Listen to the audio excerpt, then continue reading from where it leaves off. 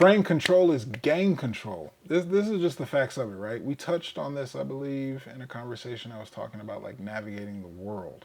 I think Lewis posed the question of putting on a mask or behaving a certain way out socially. And I pointed to, I'm quite aware of like where I want to let somebody else take the lead, and this is good enough. I'll sit back, chill, this group vibe, it works for me. And there's times where not y'all fucking around, y'all wasting time, this isn't going the direction I want.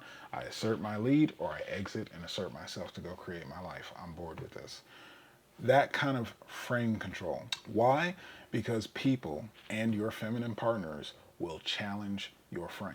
She sees it that you're a misogynistic pig. You see it that I'm turned on as fuck and you're going to be daddy's little girl tonight. Whose frame is going to win out? That's an extreme example, but the context being out there in the world, whoever's frame. If you walk around in a place like you own it, you're going to tend to be treated that way. People are going to behave like the sheeple, the crowd factor mentality. That's where masculine stands out. Who am I if you walk like you're supposed to be a fucking king? People may hold some doors for you. People may respect you. People may have a genuinely, not even knowing why, favorable way of treating you because your frame is so strong. Dating is huge because you are literally creating the bubble. You're literally creating the world that they get to step into. They're getting introduced to your frame, the dance of, can you follow what I'm laying down? So inside of that, the thing to be aware of, when people or when your feminine partners challenge that, not dominance, not power, frame. You can come to your feminine partner and say, hey, we got a problem with this. This is what we need to accomplish. This is what we need to solve. This is what it looks like. Your frame of mind is locked in there. She may come with, I don't know if we can make that.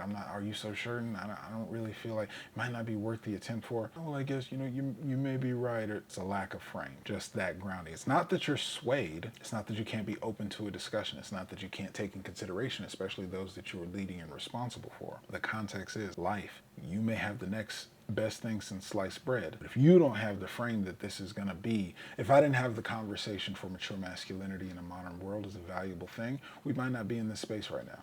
Modern man's rite of passage might not exist. Dozens of men may have not gone through it. I may not have created these distinctions that are still deepening in my life years later, half a decade now. The frame of mind that I am in, I am out to change something in the world. This is what I am standing for. I interact with and brush up with people, especially as the conversations pick up about masculinity, and I'm still grounded in my frame. I see and know the value of my frame.